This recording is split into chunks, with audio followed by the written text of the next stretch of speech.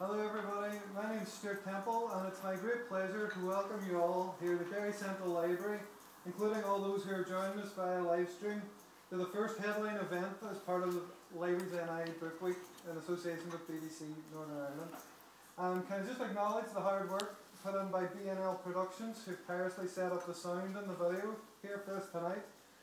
So, without further prevarication, it is my great pleasure to introduce the riotous Serena and the BBC's Richard O'Reilly. I'll hand over to you guys.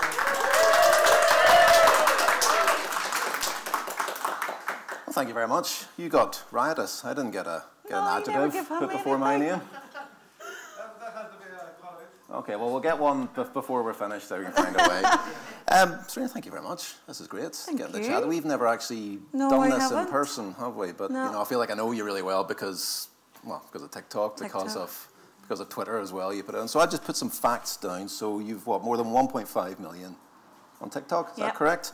Sunday Times best-selling author, Edinburgh Fringe stand-up comedian. Am I missing anything? Just absolute ride, Richard. Absolute. R-I-D-E. Right, okay. Right. So I have questions here, down, because this is an exam, basically, we're doing here. This is very serious stuff for Book Week. Right, okay, I'm sweating. I want to go way, way back. Okay. No, not way back. You're not that old, of course. You know, neither of us are way back age. 20s. We're in our 20s, aren't we? I want to go back to before Mammy Banter. I want to get to know Serena Terry. So can you just tell me a little bit about yourself before everything, before Mammy Banter? Okay, so will we go to before I actually started on TikTok? Yeah, right before then. Just a little bit about yourself, because you're obviously from this neck of the woods in Derry. I am. This is my library. I'm from Derry. This is actually my central library. But before the pandemic, I was in the corporate world. I worked in B2B software for about 15 years. I know I must have started working when I was 3. Not that old. And I had just progressed to the role as Chief Operations Officer for a local software company. And then the pandemic hit. At the time, I have 2 kids, homeschooling. I documented that on my TikToks, but I was essentially losing my mind a bit. Still having to work. My husband was a key worker, so he was out all the time, left me on my own. Started putting on weight, started drinking wine at very early hours, because everybody was doing it. Yeah, it was a classic thing to do during the pandemic. It was like you had to be in the club. But no, for me, it turned into an actual very dark time, because 6 months before I had lost 2 of my brothers, 8 weeks apart.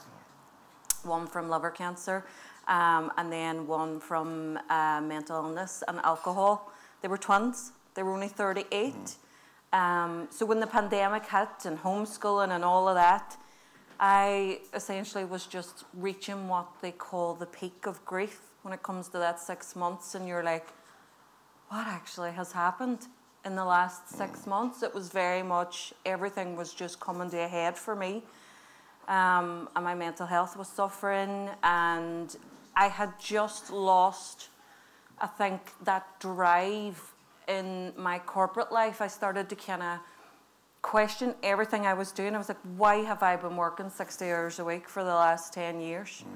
What is it about wanting to kind of progress in my career? Not that there's anything wrong with that, but I essentially was just doing everything I could to have the best job and the best car and live in a lovely house. And when the boys died and then the pandemic hit, it was like, what have I been doing all this for? And grief was really hard in the pandemic as well, because really when you got hard. To the point, you really couldn't distract and yourself. You couldn't get out there. You couldn't go to the gym. You couldn't go out and see. You couldn't do anything. You were left alone at home with your thoughts. And it really was just a major time of reflection for me. But I had known that in terms of dealing with my mental health, I had been to CBT, I've been to counselling previously. I've suffered with anxiety and depression for about 7 years now. And the one thing that counselling teaches you, it's to kind of look at what is going on in your life and what's getting you down, what's leaving you anxious, what's leaving you on edge, and see if you can control it. If you can't control it, put it aside. There's nothing you can do about it. So at the time for me, it was, again, everybody was doing it because we had nothing else to do, was social media. So I was on Instagram, I was on Facebook, I was on Twitter, fake news, people fighting over toilet rolls, people on Instagram. Do you remember the toilet roll fights? Why the was pasta everybody, fights? I know, fighting over toilet rolls. People running past with big piles of rice in their hands. Madness. Good times. Good times. Remember the good days. So it was that, and then on Instagram it was people making banana bread and doing reward charts for the Waynes in homeschool, and I was like, my Waynes are going back to school, stupider. And there's people doing reward charts for their Waynes. Way down by banana bread as they try and get in. No, and then Joe waxing his PE with Joe was no. Big gorgeous fist just kept popping up everywhere. PE with Joe. I was like, no, I don't want to do PE, Joe. My Waynes don't want to do PE, Joe. So it was a lot of that for me. They knighted him, didn't they? They what? I think, or they gave him something. Did they? An OBE for that, I'd give him something at the time. It would have been a knighthood. God love him. I know he had the right idea, but it was just something for me when I was in that low kind of self-loathing, just... I can't speak for all of us. I don't think many of us did the Joe Wicks workouts. Did Did anyone have a go at it? You did it once, didn't you? You did it once You because did it everybody's once. doing it. Aye.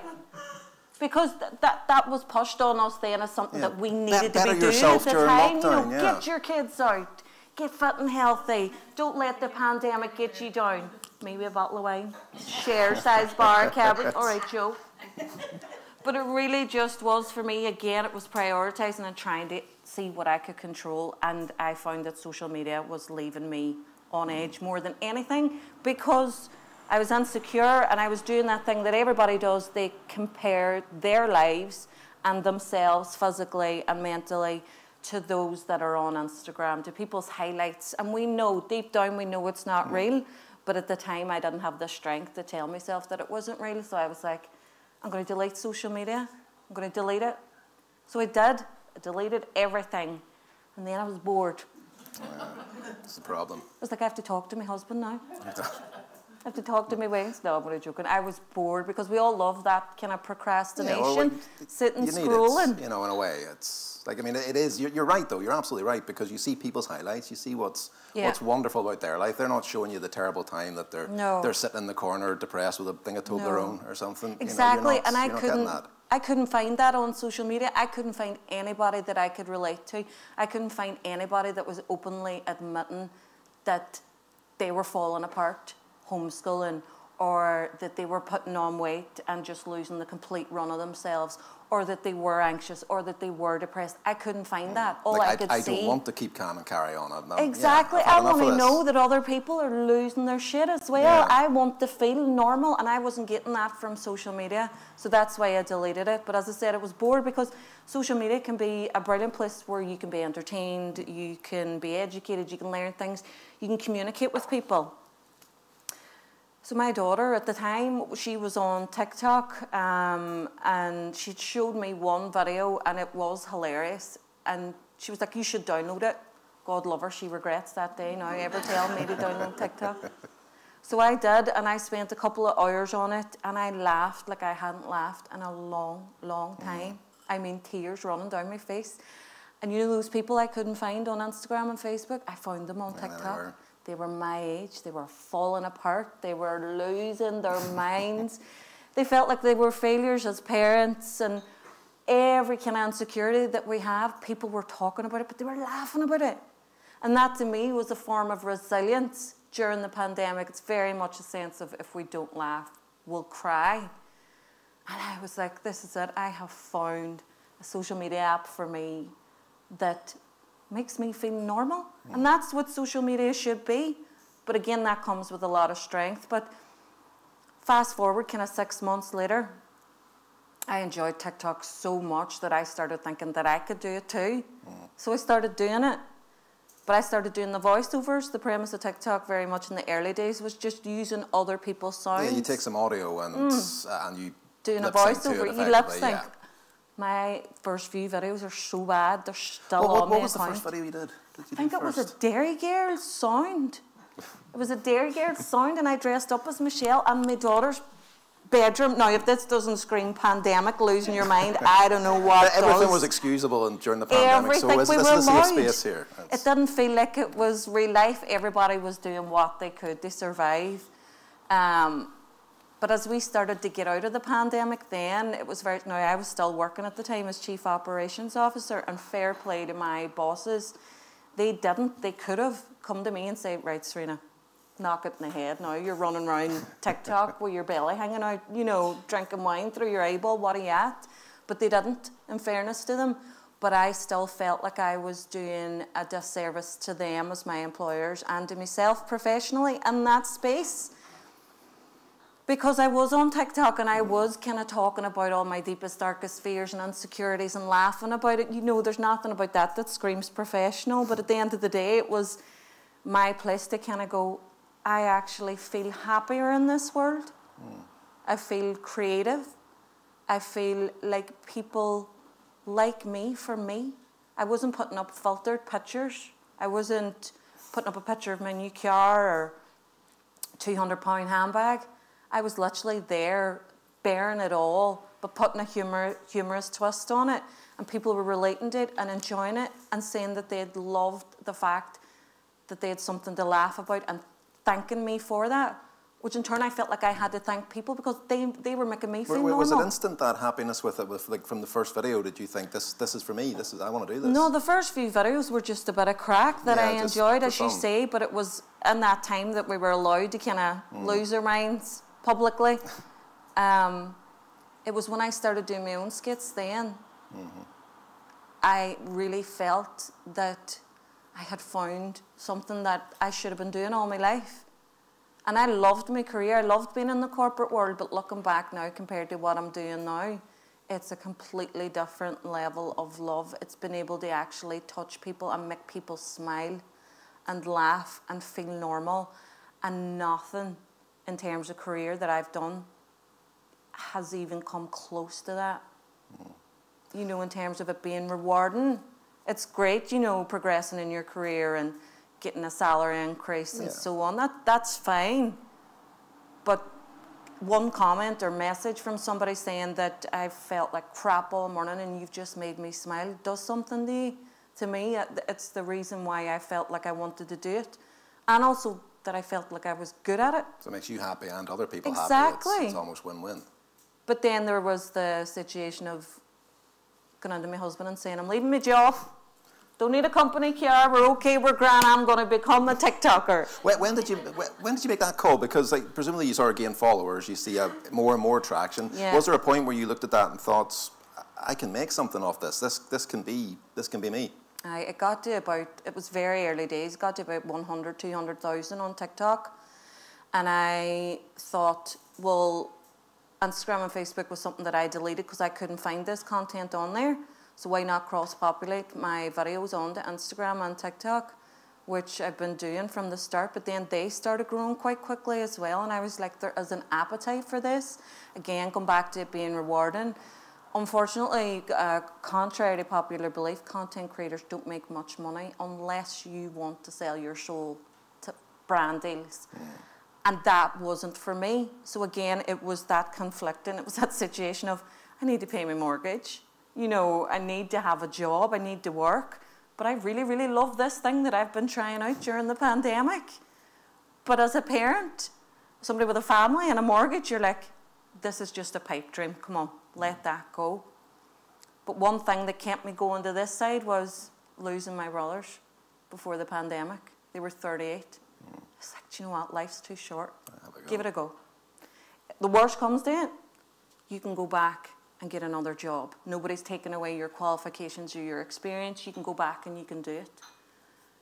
So a safety net for me at the time as well was, okay, I've been in digital marketing. I have my career. I have references. I haven't done any kind of freelancing for companies or consultancy, but surely the growth of Mammy Banter and what I've done with her, it practices what I preach. So I set up a digital marketing agency called Catchy Co, teaching people and companies and organisations how to use TikTok because it was so new. Yeah. And I had Mammy Banter there as a case study. So that was my safety net in terms of income.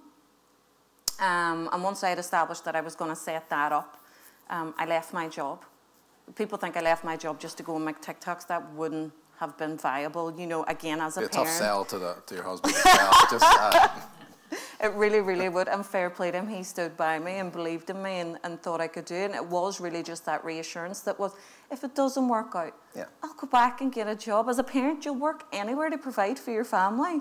You know, I would have worked anywhere if it didn't work out. And still to this day, if this all ends tomorrow, I'll do the same thing.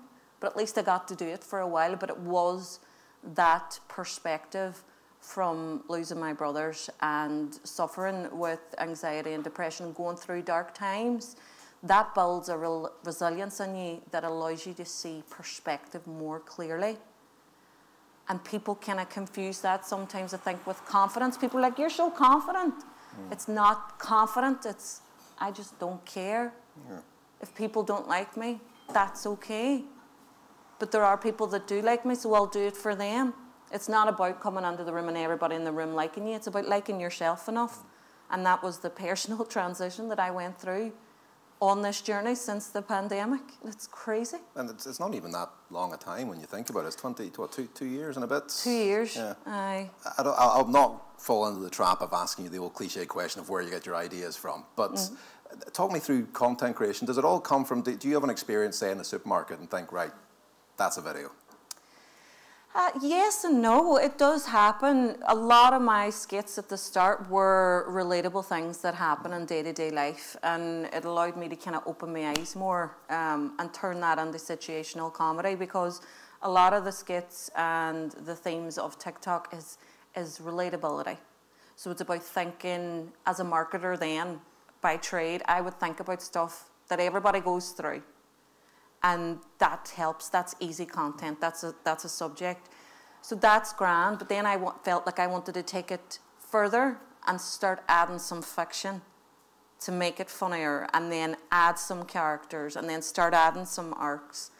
And that's how it's gone from just relatable skits, things that happen all the time, to, oh my God, like there's thousands of people following the journey of Jimmy and Ginny. They're 2 6-year-olds who've met in the park and fell in love, and people are like, who needs Romeo and Juliet, which is crazy.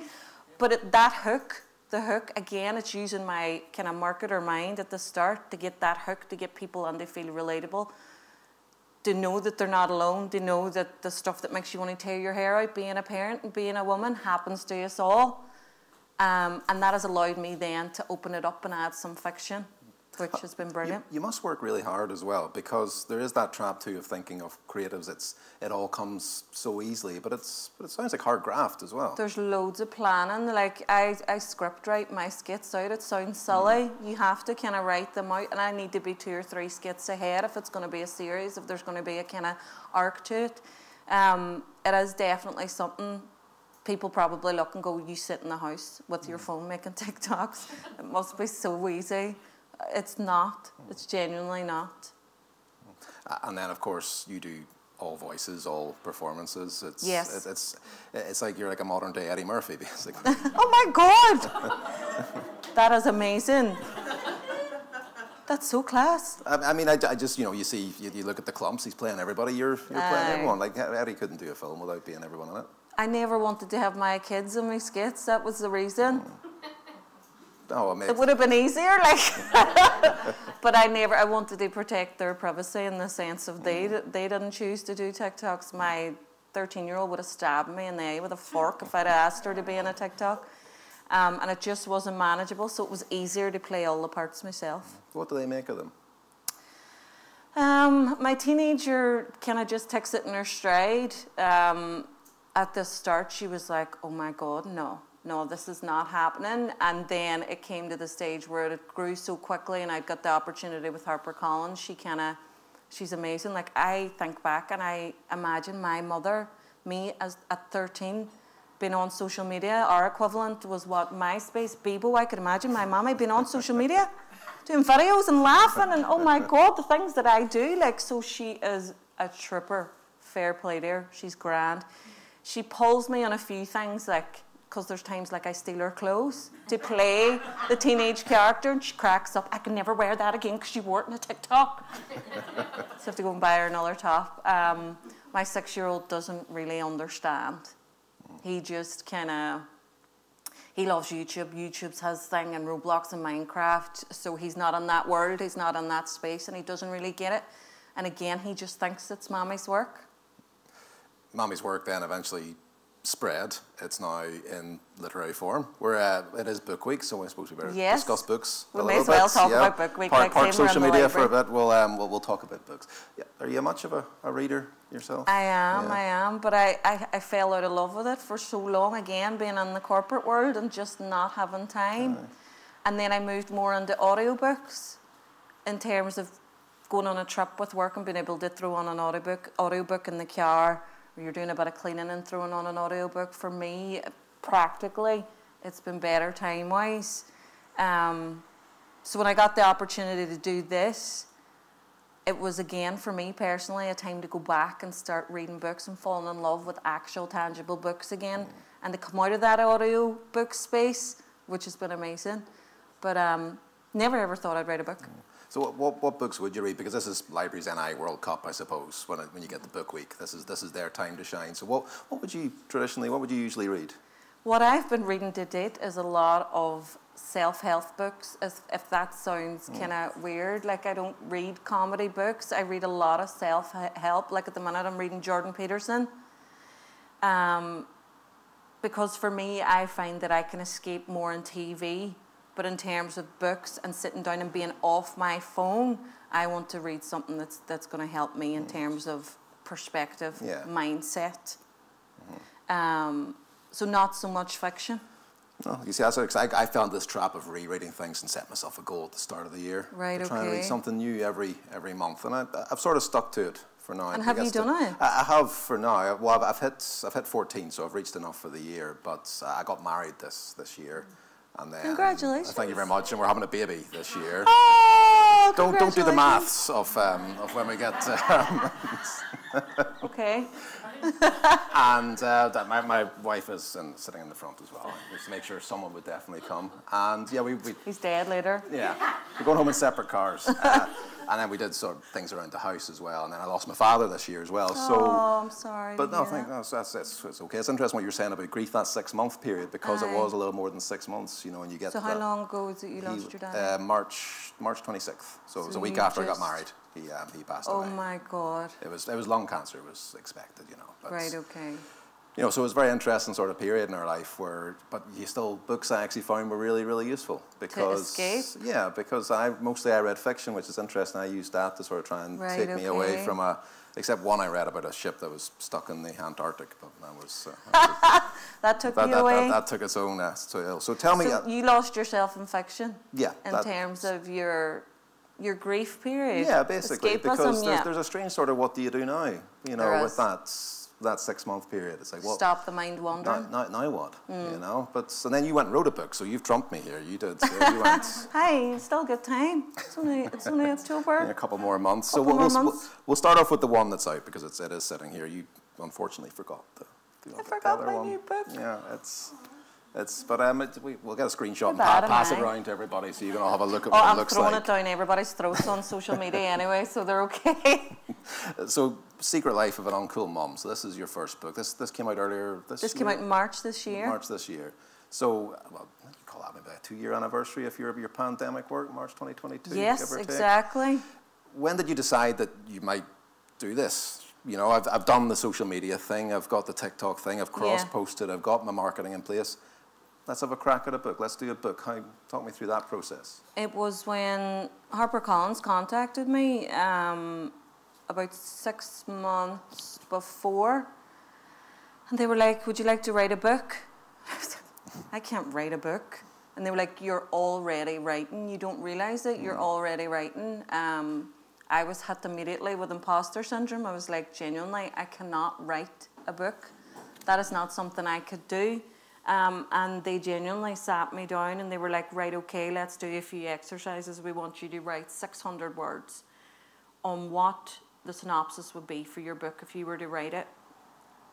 So at the time, I'm still creating content, but I'm starting to build in these characters and adding some fiction to the skits. And I'm like, why not expand the characters that I've been introducing and that people are familiar with? and push that into the novel and build an arc around it, which is what we'd done.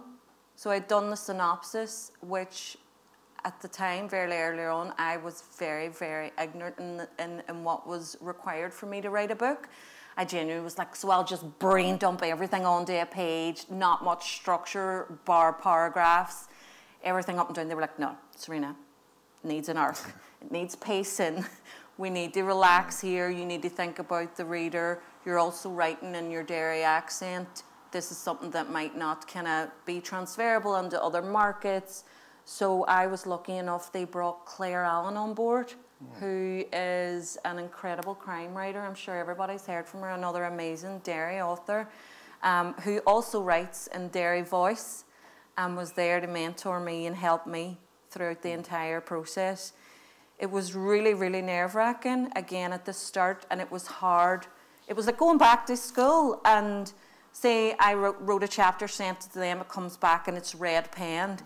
Panic about taking it to show somebody. It's like a bad report card. It's that, and it's very much you have to build thick skin in the way of having editors pass back. Now, my editor is Martha Ashby. She's one of the leading editors in HarperCollins in the UK. So again, this was a huge, like, oh my God, she's reading my work and like, you know, tell me what I need to do here and there. But it wasn't just red penning. It was like, no, say more about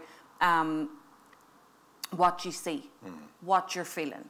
The reader needs to really, really kind of be there and be able to visualize it. So in terms of upskilling me in the way I used to write and to where I was in the middle of it was incredible in terms of learning process. Thick skin, no kind of ego. Yeah, because I was going to say, so it's constructive criticism because I think I would struggle with that if you write a few words and send it off and they're like, actually, these aren't great. And you're thinking, well, no, hold on, I thought they were excellent. That's the way it was. It was like that. It was like, but there's a process to writing a book, which if somebody hasn't written a book before, it's probably hard to kind of see that, but especially fiction. Now, I'm just doing like 1 minute to 3 minute skits. They're like, no, this, again, think about the arc, think about the pace. And it was tough at the start, but then it started to feel like a challenge to me. It was either, right, okay, feel sorry for yourself and realise that you have a lot of work to do in this book to get it where it needs to be, or learn, rise to the challenge and do it, because this was the finished product. How long did this take? This took 10 weeks. God. And I mean, how many rewrites, how many times did you write something? I mean, did what you that put in was, the first That place was like 80 hours a week for 10 weeks. That was crazy. It was so intense. The second one was only 8 weeks. But I think that is the best way to do it, just because you live and breathe the characters, the story. You start to kind of immerse yourself in it. And I notice whenever I've written the last 2 books, my content's got stronger because you're being more creative and you're more in tune. So again, everything I was learning and everything I was fleshing out within the books and their characters and giving them more depth, even in the second one, you'll start to see more characters coming out from that and vice versa on my skits. So in the second book, Granny makes an appearance, Pamela. I don't know if you've seen Granny, she's quite the character. But it was amazing to do that, to introduce a new character and give her a backstory and give her depth. So it's been crazy. It's been absolutely crazy. Yeah, what does it mean for you to see, just looking at it, to see it here? It's your book, you wrote this is yours, and here it is, and you see it in shops around the city. Waterstones is a big display, of course, when it first came out. Yeah. It must be a rush when you see it. It still doesn't feel real. I don't know how to explain it. And I don't know, again, if it's that imposter syndrome thing. And even when the second one arrived, which I didn't flip and bring with me, and it came through the post and I'm holding it in my hands. Now, let's see if we can just get a little image of it. You carry on. Blood, sweat and tears went into that book. The second book, again, 8 weeks. It was a shorter time frame. But mentally, it was tougher for me. And again, to see it finished, I should be like, oh my God, which I was. But I'm still like, I can't believe this. It doesn't feel real. Nothing in the last 2 years feels real. And if we could just... Oh, look. If I can just stay there for you. There we go. Who's going to play ball? There we go. Can I say the title? Yes, I think we can, can't we? We okay? Well, I was on the radio at the weekend, I'll not say where, but they were like, we can't say the title. So I was like, it's the blank before Christmas.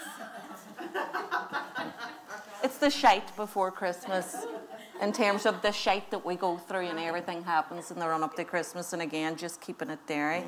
But and when's this out? This is out on the 11th of November. So this came out in March, and the American version is out on the 1st of November in America and Canada. It's the exact same book, only it's called The Secret Life of an Uncool Mom. Oh yeah, the mom, yeah. It's Mom. Will they get this? You don't have to maybe change the shite before Christmas for an American market. Do you know what? It's not like Derry Girls has done so much for me in terms of making our colloquialisms and the words that we use and the way that we speak transferable, like global, transatlantic. So I think everybody gets shite. I love being able to say shite, the shite, the shite.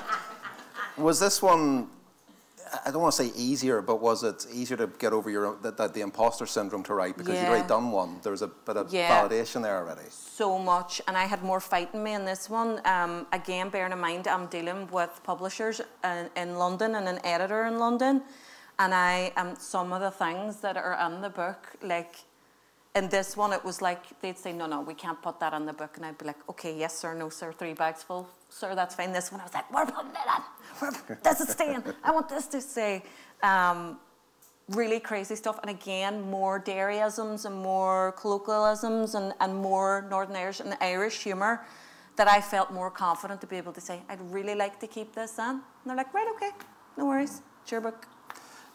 You mentioned Claire Allen. We have Seamus O'Reilly from this neck of the woods as well. He was here last year, I think, for Book Week, and then yourself. You mentioned Derry Girls as well. It's a bit of a gilded age for Derry at the minute in terms of culture. We are pure class. What do you think it is? Why is that? Is this something you guys have always known? I'm from Coleraine, I'm not far from you, but I don't quite have.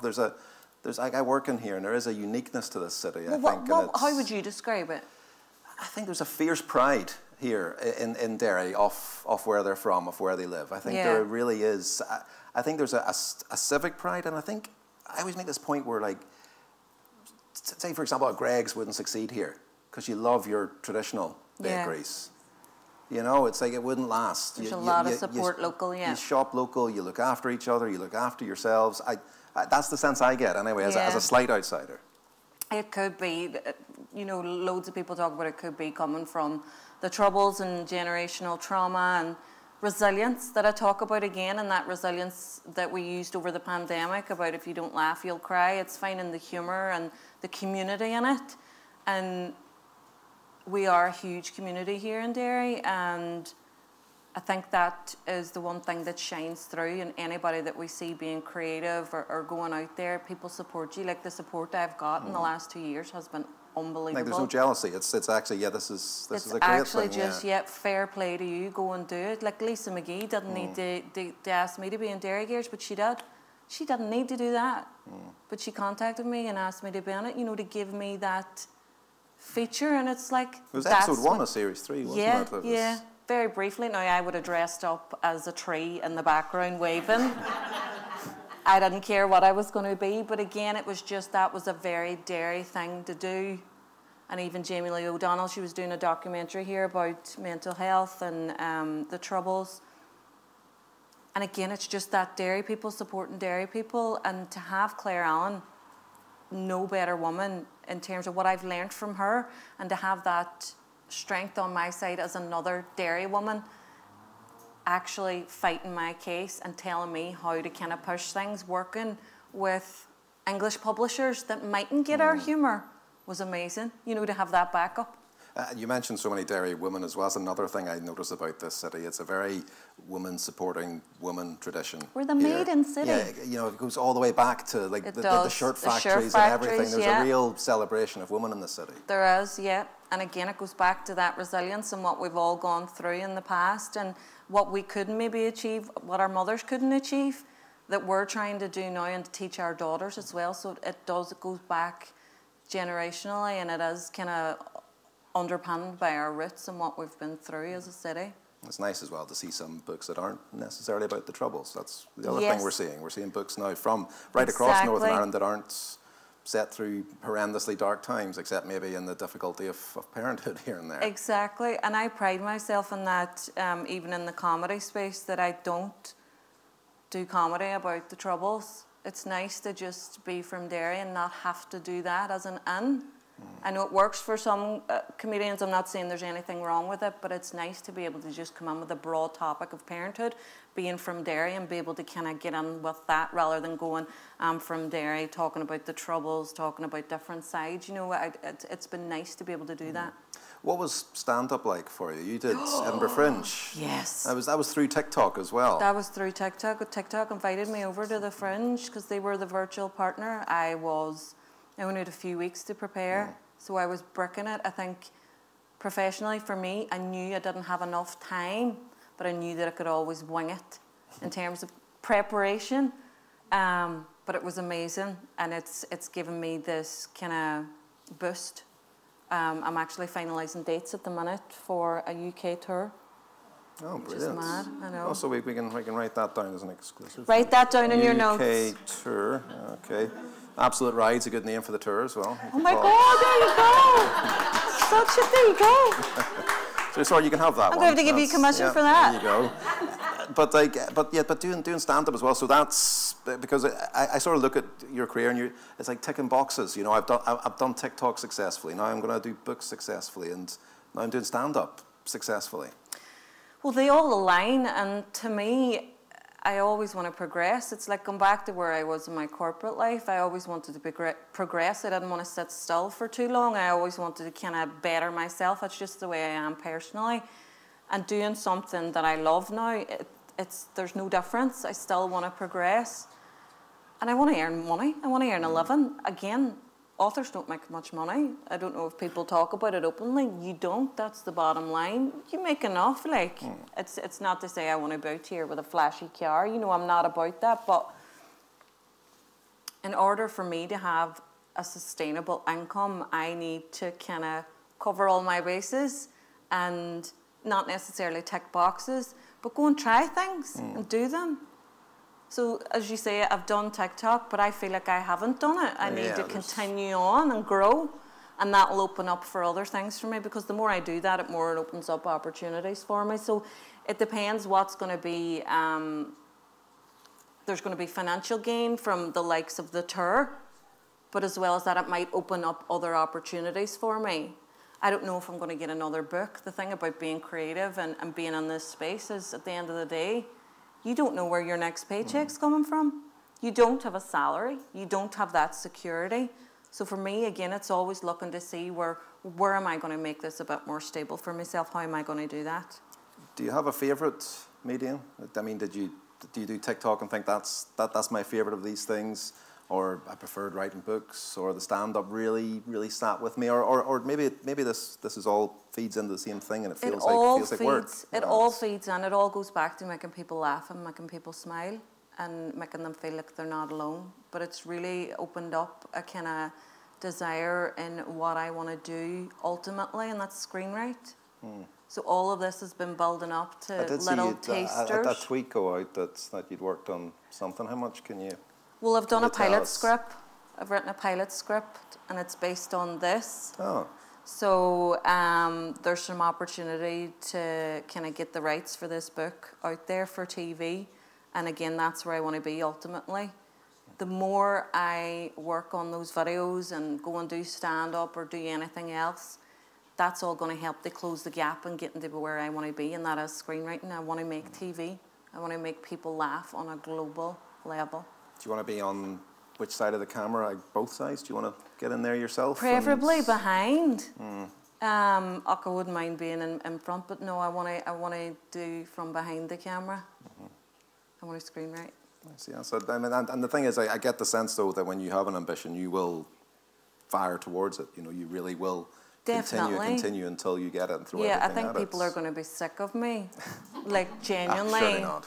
Not just TikTok and cross-populating on Instagram and then Twitter and then Facebook, and then I'm popping up on stage and I'm presenting events. But I want to get there to see if I can do it. If I can't do it, again, it always goes back to what I said at the pandemic. I'll go back and work in any job if I can provide for my family. But I want to give it a go first to see if I can do it.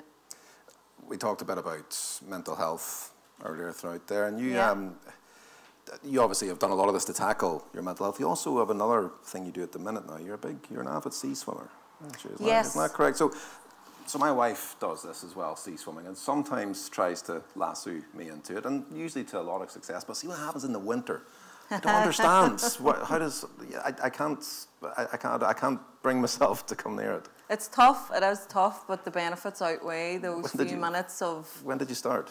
Cold. Last December. So you started in the winter? I started in the winter, and I think that was the best thing to do, because see, transitioning even now from the summer temperatures. I was in on Sunday, and we were like, oh my God, just walking in. But I had a dip in my mental health in December, and I'm on antidepressants for my anxiety. I have no shame in saying that. But I kind of rang the doctor, and I was like, I'm starting to feel things build up. You know, what can I do? Can I increase my medication? They were like, you're on the maximum, love. I'm like, right, okay. They were like, we can chop and change. And I was like, no, I don't want to do that. Let me go and see what I can look at that's holistic, that will help out. Because I had just got in that rut, as we do again in December. I wasn't eating well. I was working hard. I wasn't looking after myself. I wasn't going to the gym. I wasn't doing those things that help in terms of a blended approach for your mental health. Mine's is medication and doing something holistic, whether that be the gym or going outside. But I wasn't doing it. And I was at a very, very low stage, and I just needed to find something that would help, give me that kind of serotonin boost naturally. And then I found sea swimming and Wim Hof. This was just the Iceman guy. The Iceman in December, and I was like, I want to do this. It sounds absolutely bananas, but I want to do it. And I couldn't find a group. I found a couple of groups, but they were very exclusive, but I couldn't find anything online. So I was like, one woman, and this just shows you, out of the goodness of her heart, I put up a story on Instagram, and I was like, does anybody know anybody who's doing cold water swimming or cold water therapy locally? And this lady messaged me, and she says, I do it. Come and meet me at the beach tomorrow. I'll bring you the neoprene gloves and socks, and I'll take you through it. And she did. Now, this is a stranger. She took me into the water. She took me through my breathing. I was like, oh my God. Afterwards, like, I couldn't believe how at peace I felt. Slept well that night. I went straight back down the next day, and that was me hooked. So I started to do it for a few weeks, and I was kind of documenting my journey, and I started to be inundated with messages upon messages. I mean, thousands across all platforms of people saying, how do I do this? Where can I do this? I'm struggling a bit too. Is it really that good?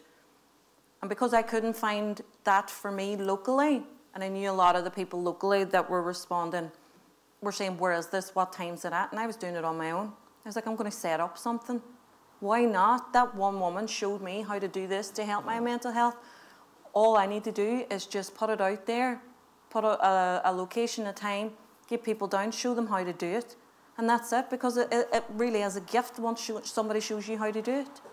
Because that's the thing as well, I mean, advice for someone who's maybe reluctant to go sea swimming based solely on the fact that it looks freezing. Oh, it is. I mean, that's the main thing that I get. Because I see that everyone huddled under the dry robes and everything, and that bit looks nice. You know, afterwards, afterwards with a cup of tea on the beach and you have your dry robe on. You know, it's like there's a fire going, there's a barbecue happening or something. But it's the coldness of it. But scientifically, again, what drew me to it was the evidence in terms of the increase in serotonin and dopamine, which is natural happy hormones.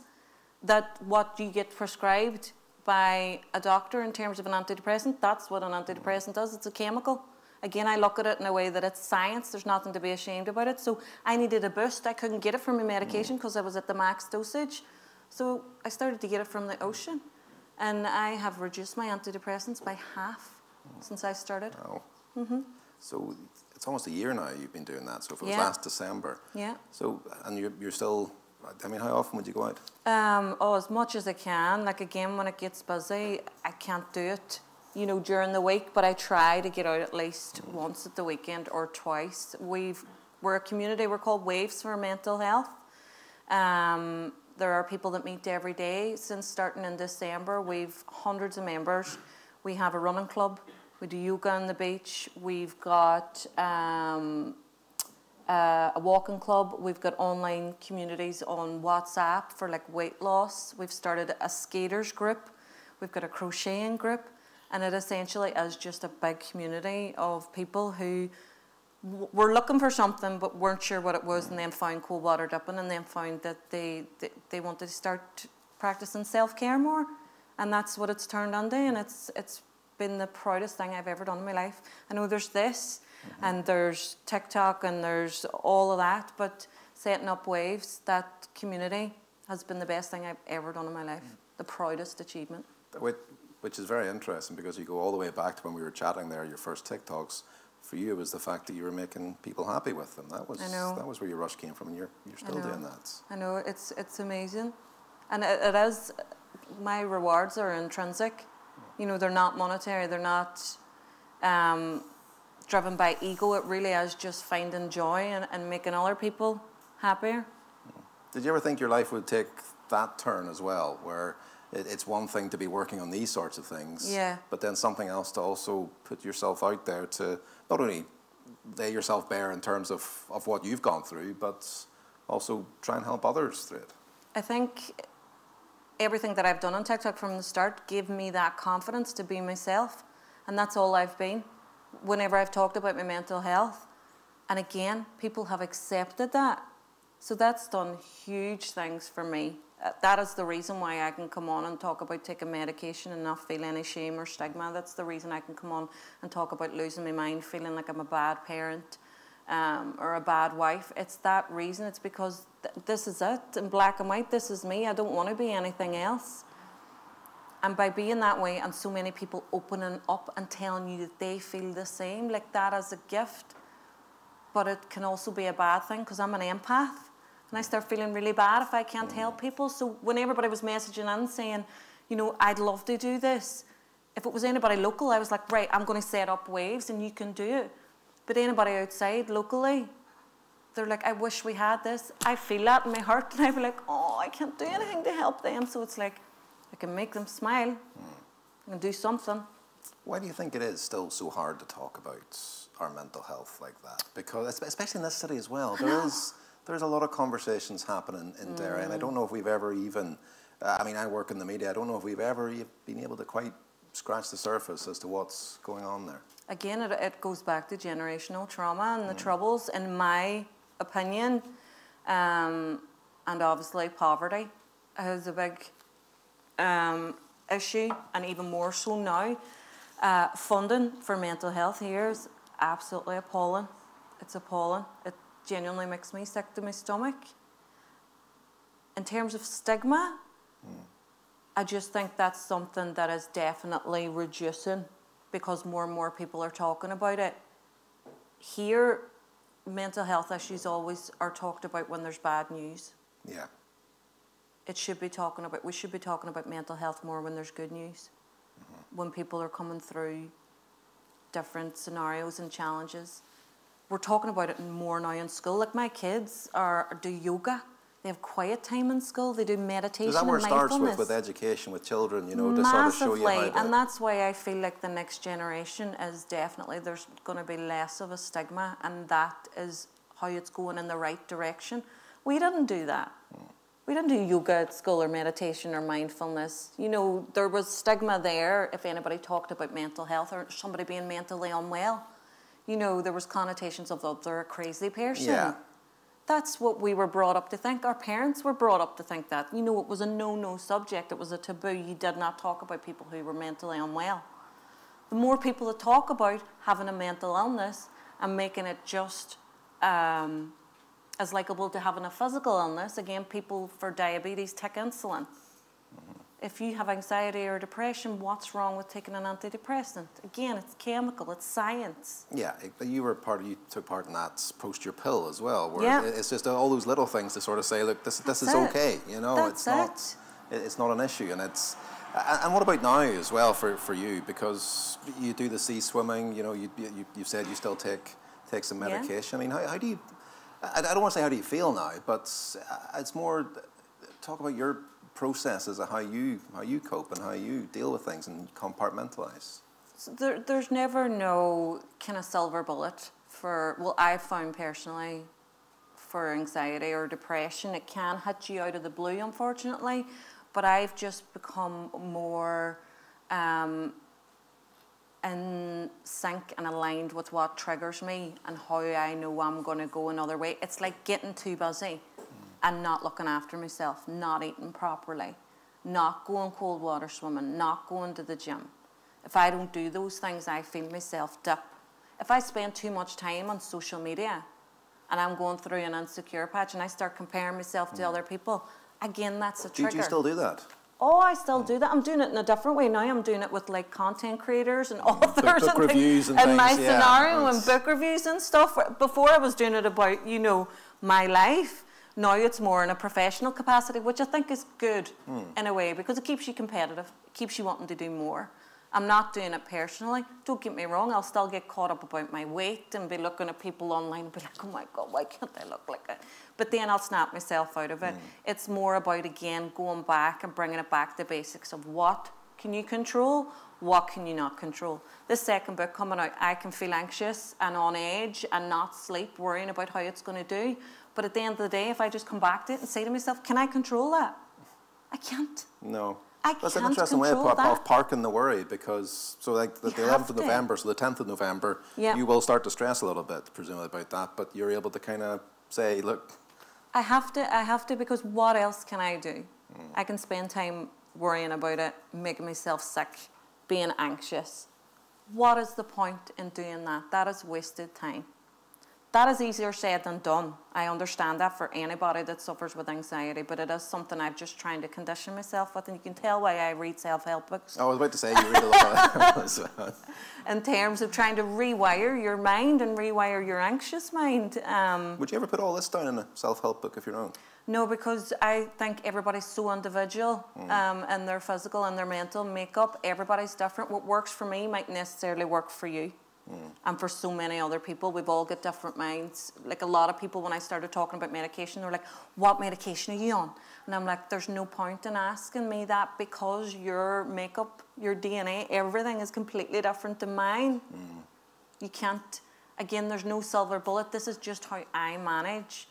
And I have no qualifications. So I always add that as a caveat. Does this work for me? May not necessarily. This works for me. This is just what works for me. It mightn't necessarily work for you. So I think anybody that does self-help books, they need to have some qualifications, but a bit of life story and a bit of kind of truth to how they've overcome it. And it's not just coming from a clinical perspective. Like if I was a doctor and I've had my life, I'd write a book tomorrow, but I haven't. I just go by what works for me, what's been tried and tested over and over again. Well, comedy self-help, would you like to write a third one? Oh, yes. You think you'd fancy a third one? I've already started. Oh, have you? Well, no, not like I've already started in terms of where the story picks up. So the first novel follows Tara Gallagher and her husband and 3 kids and takes us through a wee midlife crisis that she has. And again, a lot of this is true to me. I was going to ask how much of you is in there. Loads. There's loads. Like I am Tara. Tara's me, but Tara's also a lot of women in their mid-30s to 40s. She's also women who aren't mothers. She's every woman that goes through this stage in life where you start going, oh my God, am I getting old? Am I really sad? And like I'm sitting and watching Gogglebox and my fluffy dress. I used to be a good crack. You stand up and you make a groan, that sort of thing. Yeah, the knee cracks. No, there's like I'm not even going to some of it, but it was very relatable. And then the fiction side of it was just kind of expanding that arc, but setting the scene for more character development in the next book, because Tara has anxiety and takes medication, and that was very important for me to add into the book. Like she's really, really highly strung, and looking at her kind of character development, you'd be like, oh my God, why is she so highly strung? But I love the way in the next book we're able to go back to her childhood and explore why she is the way she is. But she's pregnant, so she can't take her medication for anxiety.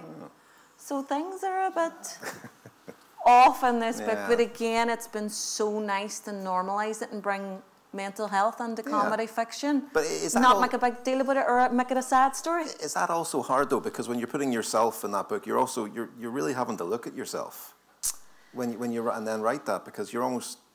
But that's nice. Is that nice to do? Yeah, it's like it's a fiction novel. But it's actually been able to relate it to my thoughts and feelings, and there's nothing easier to write about than your own thoughts and feelings. When you finished them as well, would you have just read through the thing in its entirety? I want to get a sense of that day. Well, I have to do the audible. Oh, are you voicing it yourself? So I've done the audible for this, and I've done the audible for the second one as well. So that's kind of my time to really enjoy it and act it out and go back into TikTok mode and do the characters, because I wanted the audiobook to feel like an extended kind of TikTok. It wasn't just narrating it and being a kind of monotone or nice relaxed voice. Like, it is acting out every single character, and it's exhausting. How long does that take? 4 days. 4 days. And that's 10 hours. 10 hours of audiobook. But they're brilliant. Like, they keep you right, like every hour on hour. It's like up, outside, get some fresh air, get a cup of tea. It's great because they can tell when the energy's dipping. Right, so then they can then... And they're like, we can feel it going down, you know, the energy's dropping. And again, because the book is so full on of calamity and Tara is so tumultuous, she needs energy. The kids need energy, her mother needs energy. So that's the fun part, getting to the audiobook. But even when you're doing the audiobook, there's times you'll say something or say a phrase or something that the kid says, and straight away I'm like, oh, that could have been better. Do you know what I mean? Yeah, I got you, yeah. I'm automatically going back going, I wish I'd have changed this, or I wish I'd have changed that. So I'm always looking to improve everything I do. Books as well, we were talking about earlier how I read a lot of fiction to try and give a good escapism. And also just, it's something we enjoy. A lot of self-help books. So much of that goes back to when you're a kid. Would you read a lot when you were a child as well? Like, I mean, that's where we really get our love. Enid Blyton was your That's where I escaped Enid Blyton. My mother introduced me to Enid Blyton, and I was such a big reader when I was younger. I think that sets your foundations for your creativity growing up. Because for me then, I loved creative writing in school.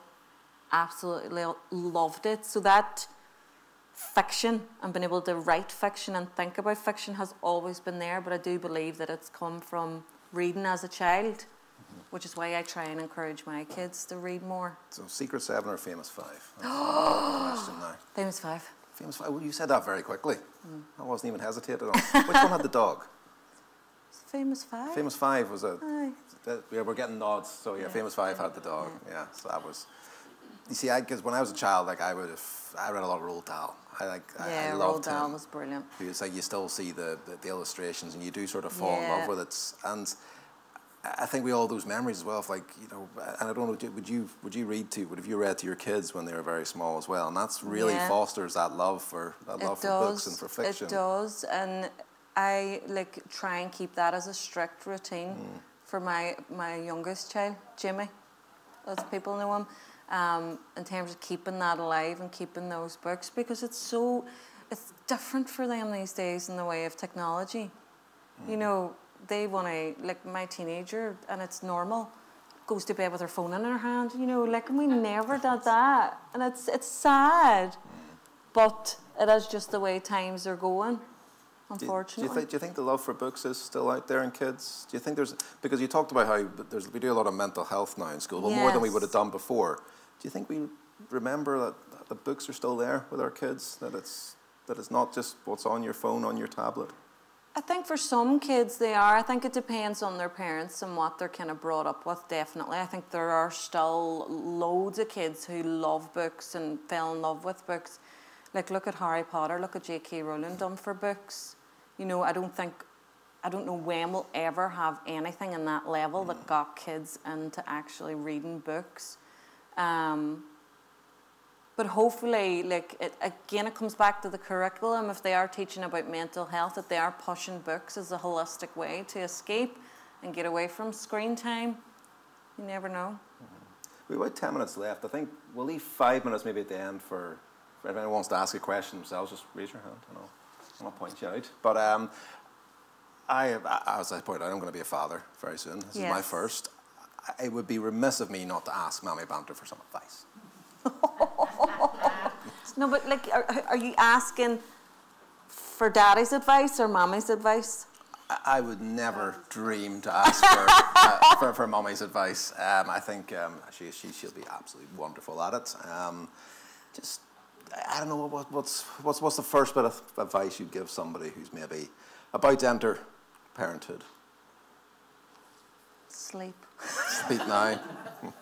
Everybody says that. Sleep. Just honestly, it's tough, but they're the biggest blessing and they grow up so fast. Just enjoy every single minute of it when they're wee and they can't talk back and they can't walk. They can't throw things at you. Because I get an awful lot of, anytime I mention, I might go and play a round of golf, it's like, there'll be none of that. There'll be none of that when the baby gets Life here. changes, it really, really does, and you make these sacrifices, but anybody that says it's not worth it is lying. Like, they are amazing, absolutely amazing, and again, the humour that comes with them, the madness that comes with them, like there's a lot of kind of tearing your hair out moments, but in terms of, I've created this being, they're mine. Just enjoy every minute, but don't sweat the small stuff in terms of, you'll work it out yourselves in terms of who's getting out for golf, who's getting out with the gears, but you need that. I have to clarify, that's colleagues saying there'll be none of that. That's not my wife saying you can't go and play golf. That's just to be sure. But another thing I found as well, though, one of the first things I looked at before baby clothes, before anything like that, was what kids' books I might want to go and get and look at. There's some brilliant kids' books. They are great. They are, why can't all books have pictures? I know. Look at my son's book. Like, I go out looking for books that, there's one called Super Poo. Right. And he thinks this is the funniest thing ever. But again, it's just because it says poo, and it is a poo with a cape, who'd have thought it? But he just loves it. And he's like, he asks me to tell him the story of Super Poo. It's just incredibly silly, but it's just, again, it's escapism and it's funny. And it's something that he wants to do that's not on a screen. I saw as well, do you get now Back to the Future is in a kid's book form? No way. I saw that in Waterstones a couple of weeks ago. Actually? I think I photographed it, sent it to my sister and says, look, if you want to buy like an auntie present or anything like that, that's so cool. Please have this. I'm waiting for Jurassic Park as well, potentially to come out there. But books as well, like feeding into that idea, this love of literature, of fiction, and that's what you do now. So if I can look at who you are now compared to who you were at the start of this conversation we had, I mean, how would you assess I suppose, 2-year journey you've been on? It's been a relatively short time, but so much has happened for you. It feels like I blinked. But again, it doesn't feel real. Like, even a few people says to me today, like, people be like, how does it feel to be a celebrity? I'm like, I'm not a celebrity. I'm just a Mammy from Derry. I am. Like, but you should surely get recognised around here, especially. And people nice? Be lovely. People be lovely. They really do. It would be different if people were, like, not being nice. You're shite. I got to say shite again. No, people are lovely, and it's really, really nice. But I think if it starts feeling real, maybe that's when I'll lose a bit of love for it. Maybe, I don't know. I like how I'm just kind of just enjoying it and staying grounded and keeping that work ethic of just continuing on and having that goal. Because I think I went through a stage of just doing it and going, I don't know why I'm doing this, until I wrote this book. So that was the point once? That was the point where I was like, I want to do this on a larger scale, and I want to have it visualised. I want it on TV. I want it in cinemas. I want it everywhere. Is it ever hard? Is it ever, because this is what you do for a living. This is your job. We all go into work at times think, no, not today. Can't deal with it. I'm not having it. I mean, you must get that, despite the fact that your job looks so fun as well at the same time. Yeah. No. Again, mainly it's the monetary kind of reliability of a salary or security. if you're off sick, having some sick pay, you know, those benefits, a pension. You know, I don't have that. I don't have that, and that sometimes can catch you. But again, it's going back to, can I control that? No, I can't control that. Until it comes to a stage that I can control it, if I'm like, you need to go back to work, I'll do that. But I just want to continue on, just seeing how many more people I can make laugh, and if I can do it on a larger scale. It's hard in the sense that you don't know what tomorrow's bringing, but it's exciting in a way too. You don't know what tomorrow's bringing. Tell us what's in the pipeline, though. You did mention, obviously, you've got a pilot written. Yes. You want to bring this effectively to the screen. Yes. You started working on a third book. Am I missing anything out here? No, You'll continue your TikToks as well. That's it. And like, again, none of that is set in stone, which for me, it's not knowing what's coming next. But all I'm going to continue to do is work hard and promote the life and make everybody sick of me saying the shape before Christmas. No, it's okay. And continue to make videos and make people laugh. So that is the pipeline for me. Yeah.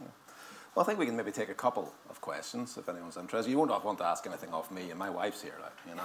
It's yes. I want to know what's next for Jimmy and Jimmy. Oh, can't tell you. You're just going to have to stay tuned to find out. Wait, somebody at the back? Yeah. Do you ever think of writing children's book yourself? Yes. I've already written a few and like pushed them to my publishers. They're like, you're releasing this book. We'll park that. We'll come back to it next year. But I've already written a couple already, and Jimmy's the main character, so we'll see. Can you give us a rough idea of what's in maybe one of them? It's like essentially what I was talking to you about, like my son likes Super Poo. It's essentially the adventures of Jimmy getting up to all sorts of no good, you know, like kids love Jimmy, and it scares me sometimes because there's some videos that kids shouldn't be watching. There are loads that they should be watching, but kids resonate with them so much. So that's been like a wee bit of market research for me. And again, in books, you can visualize it more and you can focus more on Jimmy and you can make it informative and you can teach children so much more through a character that they relate to, which is a child with this stupid hat and floppy ears. And now there's a girl, so you can hit both boys and girls there. So I've written a couple of those already, but again, HarperCollins are like, whoa. Yes, that's calm down. Anybody else? Yeah. As a woman on the internet, do you get any social media abuse, and how do you cope with it? I do. Not so much kind of comments online because I don't think people openly like to do that as much anymore. More through messages, which again, it's tough sometimes.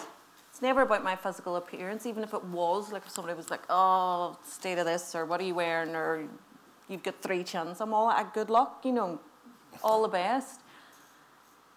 It's people that kind of anonymously want to troll you and try and upset you or make something up about you. Like, I put up a video one time about a girl wearing, my daughter wearing fake tan. And there was a line in it to say Orange Lives Matter. It was the Mammy taking the hand out of the daughter, and this woman messaged me like this big long message about how my video was sectarian and how she was unfollowing me and she was telling all her friends to unfollow me and she can't believe how sectarian I am. And I was like, whoa. Which is the thing about comedy and anything that you put online, you can't control people's perspectives. Comedy's subjective. Everything you put online is subjective. Everything I write is subjective and interpreted it differently. So again, it's going back to, can I control that? No, I can't. So. Never put you off, no? No, it just makes me want to succeed more. Do you ever respond to trolls as well? No, you did mention you have TikTok. I did at the start. But, you know, like on TikTok you get comments. Would you have responded to them beforehand? I did at the start, but a lot of the times it turns out it's children on profiles where they don't have their profile pictures on, so it's just like, no, I'm not even going to go there. So. Well, I think, any more questions? Yeah.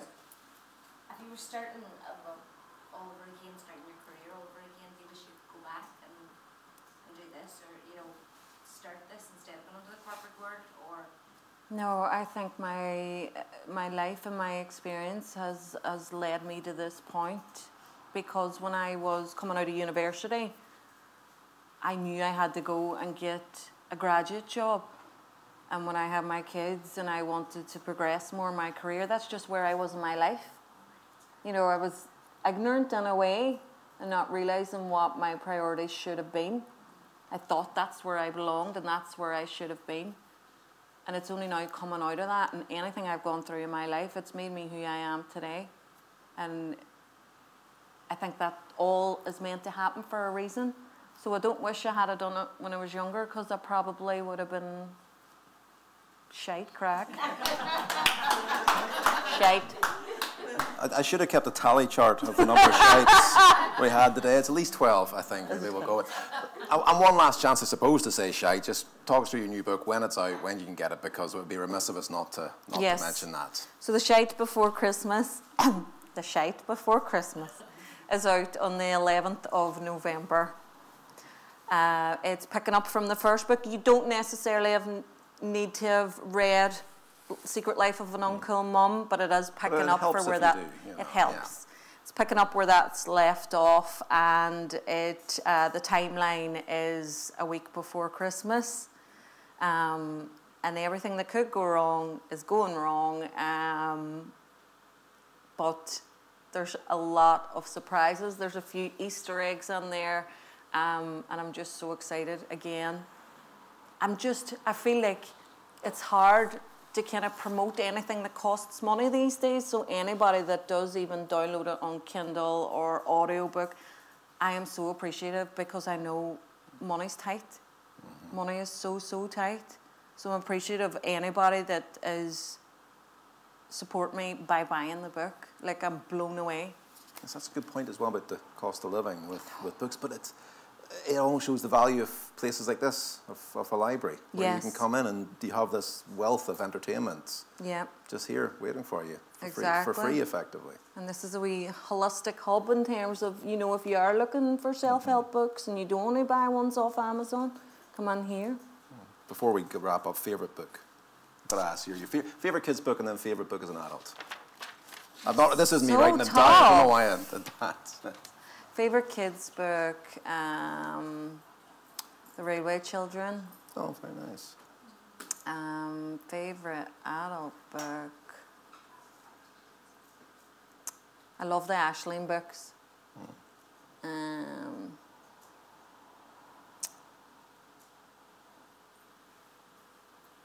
going to say the Harry Potter books.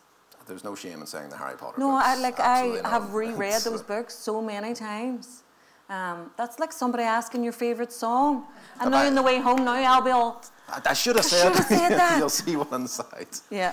But look, thank you so much. I'll just pop in mine as well. Mine is my favourite book as a kid was Danny the Champion of the World by Roald Dahl. Oh, that is my brilliant. absolute favourite.